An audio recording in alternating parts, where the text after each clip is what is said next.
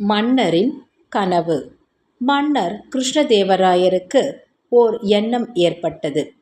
எப்போது பார்த்தாலும் தனது புத்தி கூர்மையால் அனைவரையும் சிரிக்க வைத்து விடுகிறானே இந்த தெனாலிராமன், இவனை எப்படியும் மட்டம் தட்ட வேண்டும் என்று எண்ணினார். அதன்படியே செயல்படவும் தொடங்கினார். ஒரு நாள் அரசவை கூடியது. அப்போது தெனாலிராமனை அருகில் அழைத்தார் மன்னர். தெனாலிராமா, நேற்று இரவு நான் தூங்கும் பொழுது ஒரு கனவு கண்டேன் என்றார் மன்னர். உடனே தெனாலிராமன், அது என்ன கனவு என்று கேட்டான். அதற்கு மன்னர், வழக்கம் போல் நாம் இருவரும் உலாவச் சென்றோமா, அப்போது எதிர்பாராத விதமாக நான் தேன் நிறைந்த குழியிலும் நீ சாக்கடையிலும் விழுந்து விட்டாய் என்றார்.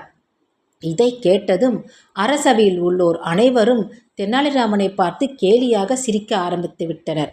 எல்லோரும் சிரிப்பதை பார்த்ததும் தெனாலிராமனுக்கு கோபம் ஏற்பட்டது.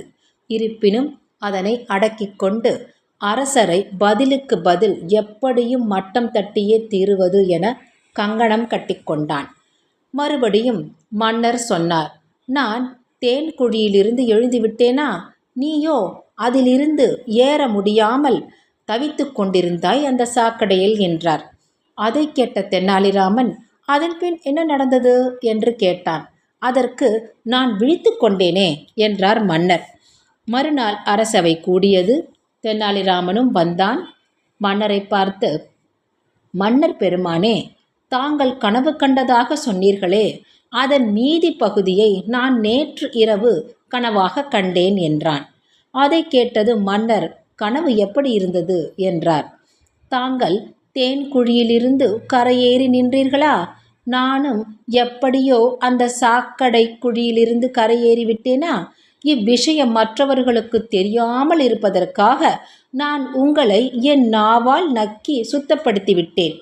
நான் செய்தது போலவே நீங்களும் என்னை தங்கள் நாக்கால் நக்கி சுத்தப்படுத்தி விட்டீர்கள் என்றான் தெனாலிராமன். இவ்வார்த்தைகளை கேட்டதும் மன்னருக்கு சிறிது அதிர்ச்சியாக இருந்தாலும் தெனாலிராமனின் எப்படியும் ஏதோ ஒரு விஷயத்தை சொல்வான் என்று எதிர்பார்த்து கொண்டே இருந்தார். தெனாலிராமனின் சாமர்த்தியத்தை எண்ணி மனமாற பாராட்டினார்.